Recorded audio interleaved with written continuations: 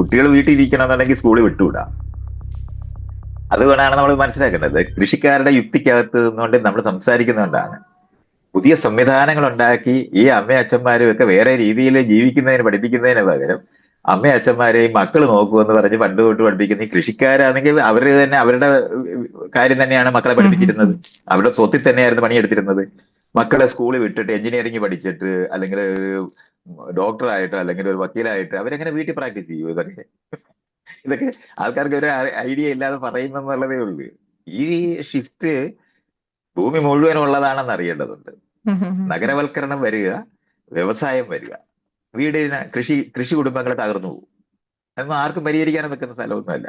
അല്ലാതെ അതൊന്നും കേരളത്തിനകത്തോ അല്ലെന്നുണ്ടെങ്കിൽ ഇന്ത്യയിലോ മാത്രം സംഭവിക്കുന്നെന്തോ ആണെന്നൊക്കെ പറയുന്ന നിലവാരത്തിലൊക്കെ ചർച്ച ചെയ്യുന്നതൊക്കെ അത് വെറുതെ ഇപ്പൊ ഇരിക്കുന്ന ഭരണ സംവിധാനങ്ങളെ അവരുടെ കുഴപ്പം കൊണ്ടാണ് ഈ ആളുകൾ ഓടിപ്പോകുന്നത് പറയാൻ വേണ്ടി പറയുന്നു എന്നുള്ളതല്ല. അത് അതൊന്നും അല്ല കാരണങ്ങൾ.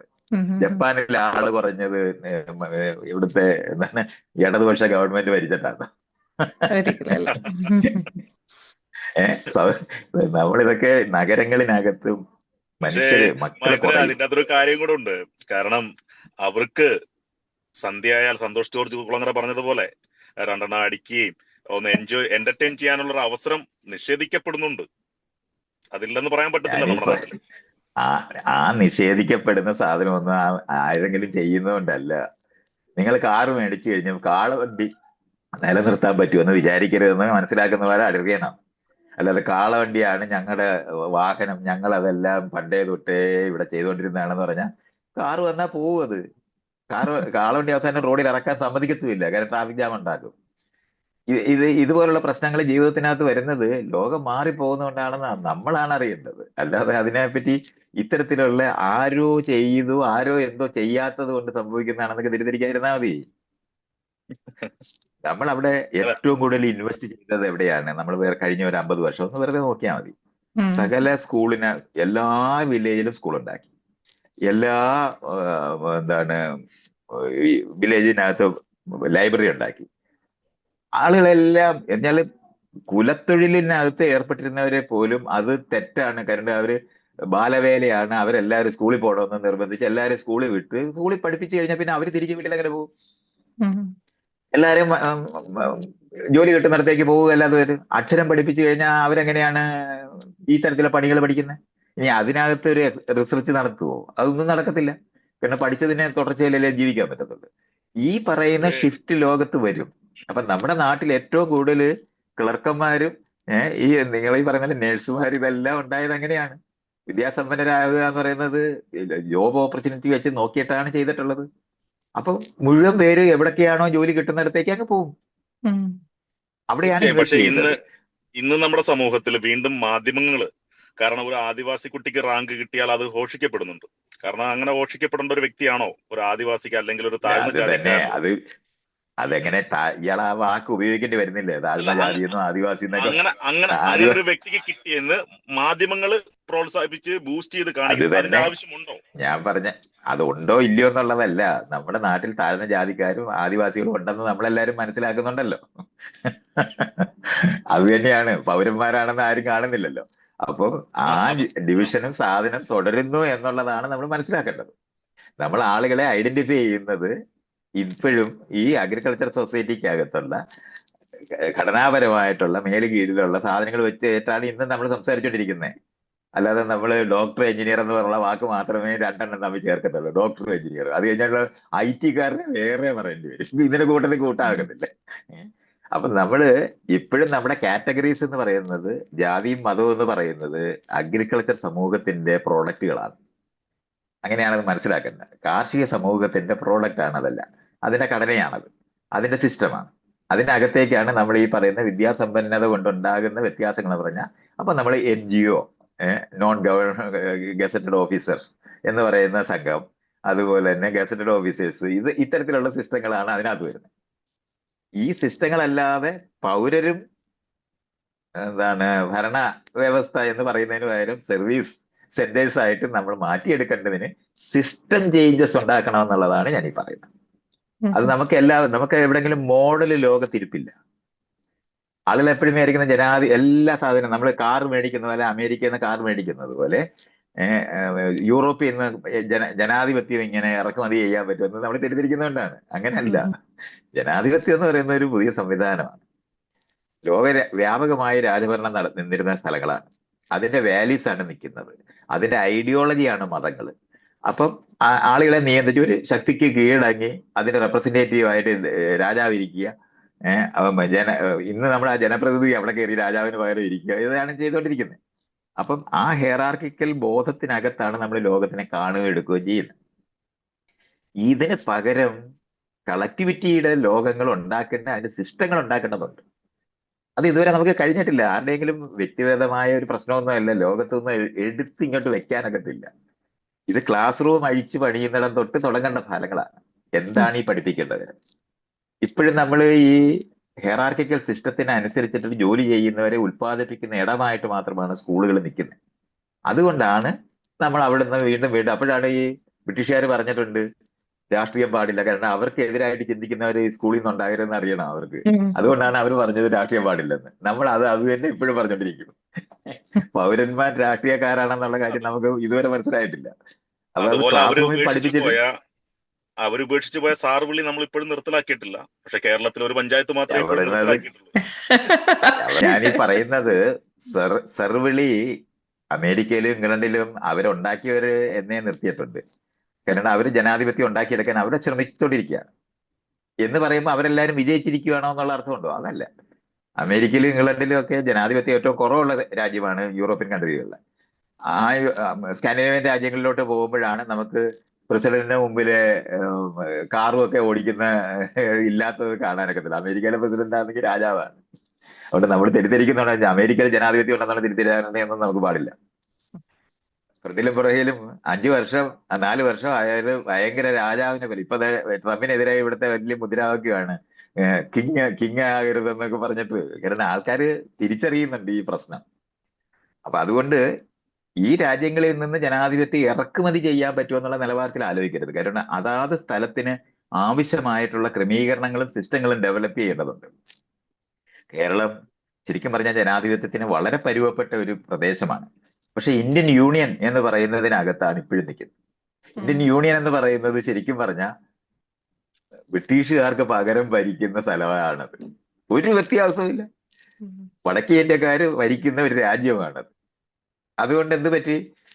അവരുടെ പിന്നോക്കാവസ്ഥ മുഴുവൻ നമ്മൾ അനുഭവിക്കേണ്ടി വരുന്ന സ്ഥലത്താണ്. ഫെഡറൽ സ്റ്റേറ്റുകളാണ് യഥാർത്ഥത്തിൽ രൂപപ്പെടേണ്ടത്.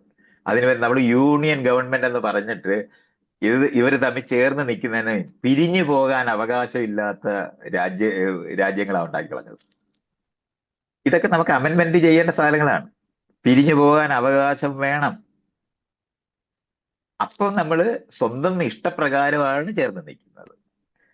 ഇങ്ങനെയൊക്കെയാണ് അതിനെ മനസ്സിലാക്കേണ്ടത്. നമ്മൾ ഈ ഡൈവോഴ്സ് ആവശ്യമാണ്, പക്ഷെ എല്ലാരും ഡൈവോഴ്സ് ചെയ്യണമെന്നല്ല ഈ പറയുന്നത്. ബ്രിട്ടീഷുകാർ വന്നില്ലായിരുന്നുവെങ്കിൽ ഇന്ത്യ എന്നൊരു രാജ്യം ഉണ്ടാവില്ലല്ലോ. മേ ബി 200 അല്ലെങ്കിൽ 300 ആയിട്ടുള്ള ചെറിയ രാജ്യങ്ങളല്ലേ. അത് വേറൊരു വിഷയമാണ്. ബ്രിട്ടീഷുകാർ വരുന്നില്ലെന്നുണ്ടെങ്കിൽ നമ്മൾ വ്യത്യസ്തമായ കൊച്ചു കൊച്ചു രാജ്യങ്ങളായിട്ട് നിൽക്കും. ഒരു കുഴപ്പം ഉണ്ടാകത്തില്ല. ഇപ്പം സോവിയറ്റ് യൂണിയൻ പിരിഞ്ഞു പോയിട്ട് എന്താ സംഭവിച്ചായിരുന്നു? ഒന്നും സംഭവിച്ചിട്ടില്ല. യൂറോപ്യൻ യൂണിയൻ ആയിട്ട് നിൽക്കുന്ന എത്ര രാജ്യങ്ങളുണ്ട് അവിടെ? 27 രാജ്യമില്ലേ? 27 രാജ്യമുള്ള ഇന്ത്യയാണ് ഉണ്ടാകേണ്ടത്. 27 രാജ്യമുള്ള ഇന്ത്യയാണ്. അത് പരമാധികാര രാജ്യങ്ങളാണ്. അവരുടെ ഇഷ്ടം കൊണ്ട് ഒന്നിച്ച് നിൽക്കുന്നതായിട്ടാണ് നമ്മൾ എത്തേണ്ടത്. പിരിഞ്ഞു പോകാനുള്ള ഇപ്പൊ ബ്രെക്സിറ്റ് നടന്നപ്പോ യുദ്ധം ഉണ്ടായില്ലല്ലോ. അതാണ് അതിന്റെ സ്ഥലം.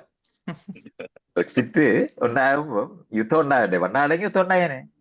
അപ്പൊ യുദ്ധം ഉണ്ടാകാതെ പിരിയുകയും വീണ്ടും തുടരാനും പറ്റുന്നതും എത്രയോ ബിസിനസ് ഡീൽസ് എല്ലാം നടത്തിക്കൊണ്ടിരിക്കുകയും ചെയ്യുന്നില്ലേ? നമുക്ക് ലോകവ്യാപകമായി നമുക്ക് നോക്കിയാൽ മതി. ആളുകള് ഒന്നിച്ച് ഇപ്പൊ സോവിയറ്റ് യൂണിയൻ തകർന്നു പോയായിട്ട് നമ്മൾ അനുഭവിച്ചതായിരുന്നു.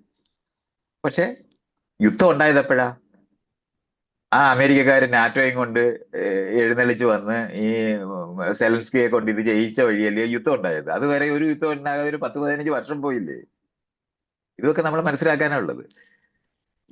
യുദ്ധം ഉണ്ടായിരിക്കുന്നത് പിരിഞ്ഞപ്പോഴല്ല. പിരിഞ്ഞപ്പോ ഒരു പ്രശ്നമില്ലാതെ പിരിഞ്ഞതാണ്. ബെർലിൻ വാള് പോയപ്പം യുദ്ധം ഉണ്ടായില്ല. ഇതൊക്കെ നമ്മൾ കാണുന്നതല്ലേ. അതുകൊണ്ടാണ് ലോകത്തിനകത്ത് വെച്ച് നമ്മളിങ്ങനെ പരിശോധിച്ചാൽ ജനാധിപത്യപരമായിട്ടുള്ള മാറ്റങ്ങളാണ് ലോകം മുഴുവൻ നടന്നുകൊണ്ടിരിക്കുന്നത്. പക്ഷെ നമുക്ക് വേണ്ടത് നമ്മുടെ ജീവിതത്തിനകത്ത് നമ്മൾ കാണുന്ന പോലെ പെട്ടെന്ന് മാറണമെന്ന് ആഗ്രഹിക്കുന്ന കാരണം കൊണ്ട് ഇതൊന്നും നടക്കുന്നില്ല, ഒരു കാര്യം ശരിയാകുന്നില്ല എന്ന് നമ്മളിങ്ങനെ പറഞ്ഞുകൊണ്ടിരിക്കും. ഇപ്പൊ നമുക്ക് ചൈന അവരുടെ രാജ്യത്തുള്ള ജനങ്ങളോട് അവിടുത്തെ മുഴുവൻ പേർക്കും വീട് വെച്ച് കൊടുക്കുന്നിടത്ത് അവരെത്തിച്ചേർന്നു. അവിടെ ജനാധിപത്യത്തിന് ഇല്ലെന്നുള്ള കാര്യം നമ്മൾ പറയുകയും ചെയ്യും. പക്ഷേ അമേരിക്കയിൽ ജനാധിപത്യം ഉണ്ടെന്ന് പറയും, പക്ഷെ ഇവിടെ ആൾക്കാർ ഹോംലെസ് ആയിട്ട് റോഡിലെല്ലാം നടക്കുന്നുണ്ട്. അപ്പൊ ഈ ജനാധിപത്യത്തിന്റെ ഏത് വശത്ത് നിന്നാണ് ഈ വിഷയം പറയുന്നത് നമ്മൾ അറിയേണ്ടതുണ്ട്. ചൈനക്കാരിപ്പോ ചൈനയിൽ നിന്ന് ഓടി മറ്റു രാജ്യത്തേക്ക് പോകുന്നേ ഇല്ല. പണ്ടങ്ങനല്ല, സോഷ്യലിസം ഉണ്ടാക്കാൻ പോകുന്ന രാജ്യത്തു നിന്ന് ഓടി രക്ഷപ്പെടാനായിട്ട് ആൾക്കാർ ശ്രമിക്കുന്നുണ്ടായിരുന്നു. അതില്ല ഇന്ന്. ചൈനയിലോട്ട് ആൾക്കാർ ചെല്ലാനാണ് നോക്കുന്നത്. അത് ഭയങ്കര ഷിഫ്റ്റാണ് ഇതൊക്കെ.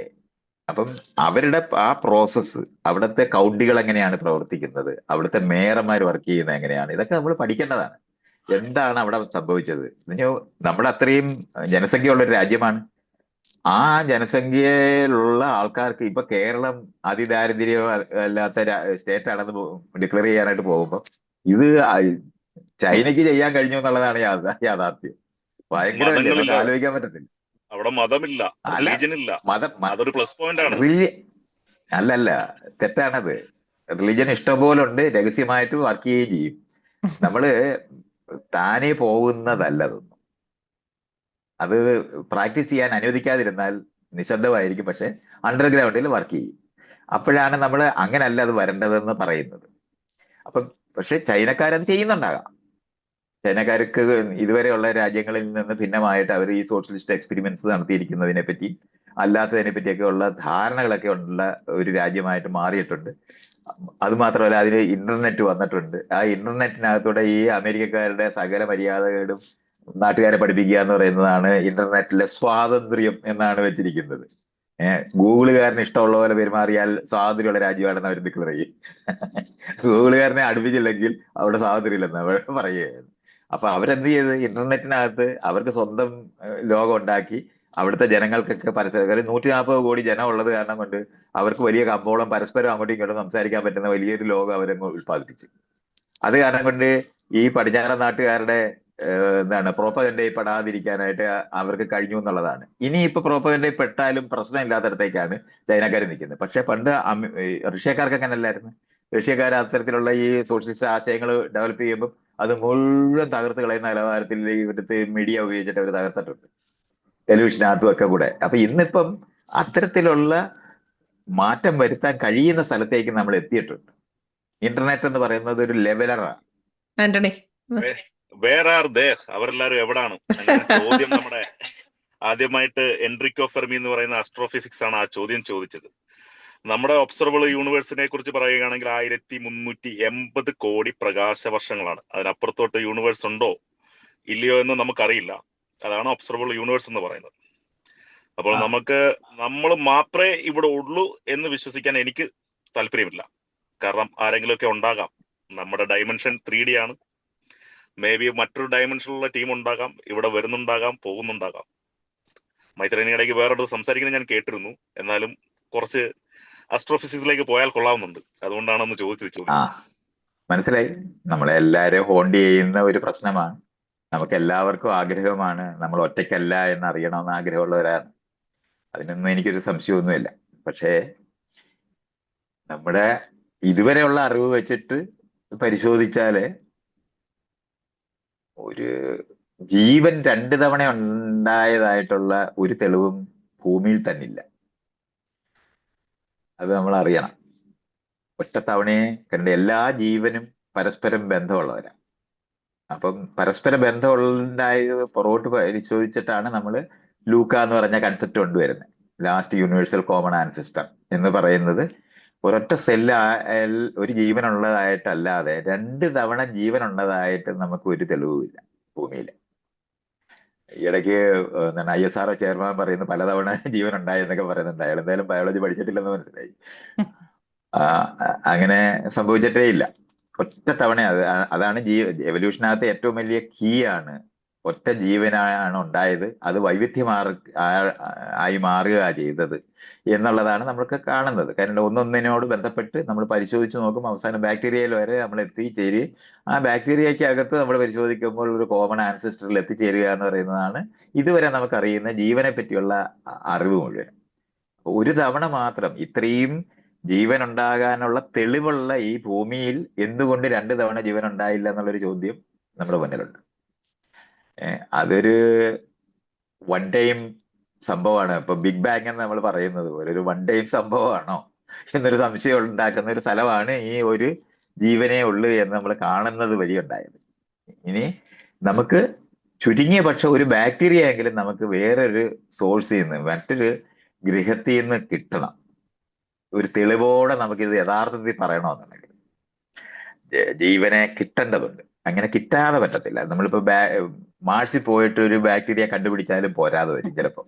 കാരണം ഇവിടുന്ന് തെറിച്ചു പോയ ഒരു പാറ ക്കകത്ത് കയറിപ്പോയ പാർട്ടിയാണോ അതൊന്ന് പരിശോധിക്കേണ്ടി വരും.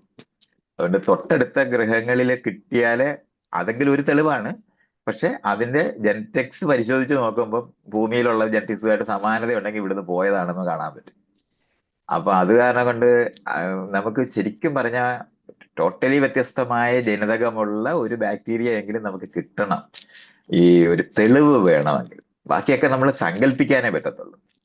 സങ്കല്പിക്കാൻ നമുക്ക് ഇഷ്ടംപോലെ സ്പേസ് ഉണ്ട്, ഇഷ്ടംപോലെ സങ്കല്പിക്കുകയൊക്കെ ചെയ്യാൻ പറ്റും. പക്ഷെ നമുക്കറിയുന്ന നമ്മളെ പോലുള്ളൊരു ജീവൻ ഈ സ്പേസിൽ യാത്ര ചെയ്യണമെങ്കിൽ എന്തായാലും ഇപ്പോഴത്തെ സാങ്കേതിക വിദ്യയുടെ എക്സ്റ്റൻഷനായിട്ട് നമ്മൾ പരിശോധിച്ചാൽ നമുക്കൊരു വാഹനം വേണ്ടി വരും. ഒരു വാഹനത്തിനകത്തല്ലാതെ ജീവൻ യാത്ര ചെയ്യാൻ കഴിയുമെങ്കിൽ മാത്രമേ നമ്മൾ ഈ പറയുന്ന പോസിബിലിറ്റീസ് ഒക്കെ പിന്നെ പറയാൻ പറ്റുള്ളൂ. വാഹനത്തിലാണ് പോകുന്നതെങ്കിൽ ലൈറ്റിന്റെ സ്പീഡിലാകാതെ നമ്മളെ ഒന്ന് ചിന്തിക്കാൻ പോലും കഴിയത്തില്ല. ഏറ്റവും അടുത്ത നക്ഷത്രം തന്നെ 4.5 ലൈറ്റ് ഇയർ അകലെ. അവിടെ ആണെങ്കിൽ പ്ലാനറ്റും ഇല്ല. അപ്പം പ്ലാനറ്റൊക്കെ എന്ന് പറയുന്നതൊക്കെ 100ഉം 200ഉം ലൈറ്റ് ഇയർ അകലെയാണ്. അപ്പൊ അവിടെ വരെയൊക്കെ നമ്മൾ ലൈറ്റിന്റെ സ്പീഡിൽ പോവാ. ലൈറ്റിന്റെ സ്പീഡിൽ പോകണമെങ്കിൽ ഫോട്ടോൺസ് ആകണം എന്ന് പറഞ്ഞാൽ പിന്നെ നമ്മളെ ഡിസ്മാൻഡിൽ ചെയ്ത്, നമ്മുടെ വാഹനവും ഡിസ്മാൻഡിൽ ചെയ്ത് ഇത് മുഴുവനും ടെലിപ്പോർട്ട് ചെയ്ത് അസംബിൾ ചെയ്യാനുള്ള കഴിവുണ്ടാകുന്ന സാങ്കേതിക വിദ്യ ഉണ്ടെങ്കിൽ മാത്രം പറയാൻ കൊള്ളാവുന്ന വരിയാണ്. അപ്പൊ ലൈറ്റിന്റെ സ്പീഡിലൊന്നും നമുക്ക് പോകാൻ പറ്റത്തില്ല. 50,000 കിലോമീറ്റർ വരെ പോകാൻ പറ്റത്തുള്ളൂ എന്നൊക്കെ പറഞ്ഞു കഴിഞ്ഞാൽ പിന്നെ കഥ അങ്ങ് മാറി. അപ്പൊ പിന്നെ ഒരു ജന്മം കൊണ്ടോ 2 ജന്മം കൊണ്ടോ നമ്മളെ ഒരു സാധാരണഗതിയിൽ ഒരു യുക്തി കൊണ്ടും തൊട്ടടുത്ത ഏറ്റവും അടുത്ത നക്ഷത്രത്തിലുള്ള അതിന്റെ ഗ്രഹത്തിൽ പോലും പോകാൻ പറ്റത്തില്ല.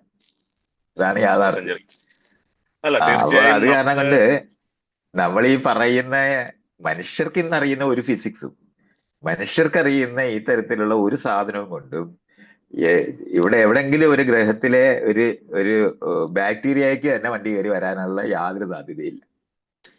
പിന്നെ ഇനി ഞാൻ പറയുന്ന കാര്യം പുതിയ കാര്യമാണ്. ഇത് ആദ്യം ആരും പറഞ്ഞിട്ടുണ്ടാകത്തില്ല. ചിലപ്പോൾ ഞാൻ തന്നെ ആയിരിക്കും പറഞ്ഞിട്ടുള്ളതെന്ന് പറയാൻ പറ്റുന്നൊരു സാധനമുണ്ട്. അതെന്ന് പറയുന്നത് ഇൻഫിനിറ്റ് ആയിട്ടുള്ള സാധ്യതയുള്ള ഒരു പ്രപഞ്ചമാണ് നമ്മുടെ. 1 തൊട്ട് 100 അങ്ങോട്ട് നോക്കിയാൽ അത് ഇൻഫിനിറ്റ് ആവും. 1 2 ഇടയ്ക്ക് പരിശോധിച്ചാൽ നോക്കിയാൽ അത് ഇൻഫിനിറ്റ് ആവും. 1.1 എന്ന് പറയുന്നതിന്റെ നടുവിൽ പരിശോധിച്ചാൽ ഇൻഫിനിറ്റ് ആവും. ഈ ഇൻഫിനിറ്റ് സാധ്യതയുള്ള ഒരു പ്രപഞ്ചത്തിനകത്ത് അനാവരണം ചെയ്യുന്നത് പോലാണ് സംഭവിച്ചുകൊണ്ടിരിക്കുന്നത്. ജീവനായാലും എല്ലാ കാര്യങ്ങളും. ജീവന്റെ നമ്മൾ നോക്കിയാൽ മതി. ജീവനിൽ ഇതുവരെ ഒരു 50,000 വർഷം മുമ്പോളം നമ്മുടെ ഫോസിലുള്ള ഒരൊറ്റ ജീവിയും രണ്ടാമത് ആവർത്തിച്ചിട്ടില്ല. അതിനകത്ത് കീ ആയിട്ട് മനസ്സിലാക്കേണ്ടത് ആവർത്തനമില്ലാത്ത ഒരു പ്രപഞ്ചത്തിലാണ് നമ്മളുള്ളത്. പക്ഷെ മനുഷ്യരെന്നും ആലോചിച്ചിട്ടുള്ള സൈക്ലിക് എന്നാണ് വിചാരിച്ചിട്ടുള്ളത്. അത് ആകെ ഭൂമി തിരിയുന്നത് കാരണം കൊണ്ടും റിവോൾവ് ചെയ്യുന്ന കാരണം കൊണ്ടും റൊട്ടേറ്റ് ചെയ്യുന്നതും റിവോൾവ് ചെയ്യുന്ന കാരണം കൊണ്ടും മനുഷ്യർക്കുണ്ടായ ഒരു മിസ്കൺസെപ്ഷനാണ് ആവർത്തിക്കുന്ന പ്രപഞ്ചമാണെന്ന് വിചാരിക്കുന്നത്. പ്രപഞ്ചം ആവർത്തിക്കുന്നത് എന്ന കാര്യത്തിൽ പറയാനായിട്ട് സാധ്യതയുള്ള ഏക സ്ഥലം ഇപ്പൊ റോദർ പെൻറോസ് ഒക്കെ പറയുന്ന തരത്തില് ബിഗ് ബാങ്ങിലേക്ക് തിരിച്ചു പോയി വീണ്ടും ഒരു കേന്ദ്രത്തിൽ നിന്ന് വീണ്ടും ഒറിജിനേറ്റ് ചെയ്യുന്ന നിലവാരത്തിൽ ചെയ്യുന്ന ഒരു സൈക്കിളിനെ പറ്റി വേണമെങ്കിൽ പറയാം. അല്ലാതെ അതിന്റെ അകത്ത് ഒരാവർത്തനവും ഇല്ല. ആവർത്തനമില്ലാത്ത ഒരു പ്രപഞ്ചത്തിനകത്ത് നമ്മളെ പോലുള്ള ഒരു ജീവി ഏറെ എവിടെയും ഇനി ഒരിക്കലും ഉണ്ടാകുന്ന ഒരു സാധ്യതയില്ല. ഇല്ല, അറിയാം, നമ്മളെക്കാളും നമ്മള് വലിയ ഒരു ഒരു സിവിലൈസേഷൻ വ്യത്യാസവും ആണെങ്കിൽ ഇല്ല, ഉണ്ടാകത്തില്ല. അവരുടെ ടെക്നോളജി വേറെ ആണെങ്കിൽ വിജിലൈസേഷൻ, അതാ ഞാൻ പറഞ്ഞാലും ഞാൻ ഈ പറയുന്ന സാധനം മനസ്സിലാക്കാതാ ഉണ്ടെന്ന്, അത് ഒന്ന് സൂക്ഷിച്ച് മനസ്സിലാക്ക്. ഓക്കെ. ഇവിടെ തന്നെ നമ്മൾ അത് വളരെ സൂക്ഷിച്ച് മനസ്സിലാക്കി. ഞാനിത് പുതിയതായിട്ട് ഇപ്പൊ പറഞ്ഞ പുതിയ പുസ്തകത്തിനകത്ത് അവസാനത്തെ ഒരു ചാപ്റ്റർ ആയിട്ട് ഇത് പറയുന്നുണ്ട്. അപ്പം അതിനകത്ത് നമ്മൾ മനസ്സിലാക്കാനുള്ളത്, ഇന്റലിജൻസ് തന്നെ ആവർത്തിക്കണമെന്നില്ല. ഉം. ഇതാണ് നമ്മൾ മനസ്സിലാക്കേണ്ടത്. അത്രത്തോളം ഒരു എന്താണ്, സ്നോഫ്ലേക്ക് പോലല്ല രണ്ടാമത്തെ സ്നോഫ്ലേക്ക് ഉള്ളത്, ഒരാറ്റം പോലല്ല അടുത്ത ആറ്റം ഉള്ളത്. നമ്മൾ ഒറ്റയടിക്ക് നോക്കിയിട്ട് ആറ്റം എല്ലാം ഒന്നിച്ചാണ്, മനുഷ്യരെല്ലാം ഒരുപോലാണെന്ന് നമ്മൾ പറയുന്ന പോലെയാണ്. ഒരു മനുഷ്യനും ഒരുപോലല്ല, ഒന്നും ഒരുപോലല്ല. ഒരു ഇല പോലും വേറൊരു മരത്തിന്റെ ഇല, ഒരു മരത്തിന്റെ ഇലകൾ മുഴുവൻ ഓരോന്നെടുത്ത് പരിശോധിച്ച് നോക്കി എല്ലാം വ്യത്യസ്തമാണ്. ഇങ്ങനൊരു പ്രപഞ്ചത്തിലാണ് ഉള്ളത്. ഇതാണ് മനുഷ്യർക്ക് പണ്ടറിഞ്ഞൂടാ. ഇത് പുതിയതായിട്ട് ഞാൻ പറയുന്ന കാര്യമാണ്, നിങ്ങൾ അത് സൂക്ഷിച്ചൊന്ന് മനസ്സിലാക്കേണ്ടതുണ്ട്. തീർച്ചയായും. ആവർത്തിക്കാത്ത നിരന്തരം അനാവരണം ചെയ്തുകൊണ്ടിരിക്കുന്ന ഒരു പ്രപഞ്ചമാണിത്. അതിനാല് ഇപ്പൊ ജീവൻ രണ്ടാമതൊരിടത്തുണ്ടാകുമെന്ന് മനസ്സിലാക്കാനേ നമുക്ക് കഴിഞ്ഞാൽ, നക്ഷത്രങ്ങൾ ഉണ്ടാകുന്നത് പോലെയാണ് ജീവൻ ഉണ്ടാകുന്നതെന്ന് പറഞ്ഞാൽ പ്രപഞ്ചം നിറച്ച് ജീവനുണ്ട്. പക്ഷെ അതൊന്നും തന്നെയും നമ്മളെ പോലുള്ള ജീവൻ ആകത്തുമില്ല. ഇതാണ് മനസ്സിലാക്കേണ്ടത്. അതുകൊണ്ട് ഇങ്ങനെ കാത്ത് മേളില് നോട്ടി നക്ഷത്രം നോക്കി, സേത്തി എന്ന് പറഞ്ഞൊരു ഇൻസ്റ്റിറ്റ്യൂട്ട് ഉണ്ട് ഈ അമേരിക്കയില്. അതിനകത്ത് കുത്തിയിരുന്ന് കഴുത്ത് ഒടിയാവുന്നതല്ലാതെ ഒരുത്തനും വരത്തില്ല. നമുക്ക് ഒരു വെടിയും വേണ്ട, ഒരാളും വരത്തില്ല. ഇനി നമ്മളെ പോലുള്ള ഇന്റലിജൻസ് അങ്ങ് ഉണ്ടായെന്ന് നിങ്ങൾ എല്ലാരും കൂടെ അങ്ങ് വാശിയോടെ പറയുകയാണെന്ന് വെച്ച്, നമ്മൾ ഈ ഉറുമ്പിനോടൊക്കെ കാര്യം പറയുന്നുണ്ടോ? അല്ല, ഈ എന്തിനാണ് കുറച്ച് ഇന്റലിജൻസ് ഉണ്ടെന്ന് നമ്മൾ വിചാരിക്കുന്ന ഡോൾഫിനോട് നമ്മൾ നാളത്തെ കാര്യത്തിനെ പറ്റി ചർച്ച ചെയ്യുന്നുണ്ടോ? ഇനിയും കുറച്ച് ഇന്റലിജൻസ് ഒക്ടോപ്പസിനുണ്ട്, അതിനോട് നമ്മൾ പെരുമാറുന്നത് എങ്ങനെയാണ്? ഈ ജീവികളോടൊക്കെ പെരുമാറുന്നതിനെ കവിഞ്ഞ് എന്ത് പെരുമാറ്റമാണ് നിങ്ങൾ ഈ ആളുകൾ എന്നൊക്കെ പെരുമാറാൻ വിചാരിക്കുന്നത്? ഇവിടെ ഇരുന്ന് അധികം ബഹളം വെച്ചാൽ വന്ന് തിന്നുപോകും, അത്രയോ കാര്യത്തുള്ളൂ, വേറൊന്നും സംഭവിക്കത്തില്ല. അതുകൊണ്ട് വെറുതെ മെസ്സേജൊക്കെ എന്താണ് നമ്മളെ ഇതിനകത്ത് കയറ്റി, നമ്മളെ എൻഡിവറിനകത്ത് കയറ്റി അയച്ചിട്ടുണ്ട്. അതൊക്കെ ഗോൾഡൻ ഡിസ്ക്, വോയേജർ 2 അതൊക്കെ ഗോൾഡൻ ഡിസ്ക്. ഗോൾഡൻ ഡിസ്കിനകത്തൊക്കെ കയറ്റി അയച്ചാല്, വല്ലയിടത്തും ഇരിക്കുന്ന ഇവിടെ മീനെ പിടിക്കാനിരിക്കുന്ന പോലെ ഇവിടെ ഇരുന്ന് വെള്ളം വെച്ചാല് കിളിയെ പിടിക്കുന്ന പോലെ മറ്റുള്ളവർ പിടിക്കുമെന്നുള്ളതല്ലാതെ വേറെ ഒരു ഗുണമൊന്നും ഉണ്ടാകത്തില്ല. ഇനി ഉണ്ടായാൽ പോലും അതൊന്നും ഒരു സാധ്യതയില്ലെന്നാണ് എനിക്കറിയാം. നമ്മൾ വളരെ എലോണാണ്. വേറെ ജീവനുണ്ടായാലും നമ്മൾ എലോണാണ്. എത്ര അറിയണമെന്നേ പറഞ്ഞു. നമുക്കിപ്പോഴും ചിമ്പാൻസിയോട് പോലും നമുക്കൊരു കമ്മ്യൂണിക്കേഷൻ സാധ്യമല്ല. അത് കാരണം കൊണ്ട് നമ്മൾ മനസ്സിലാക്കാനുള്ളത്, നമ്മൾ നഷ്ടപ്പെട്ടുകൂടാ.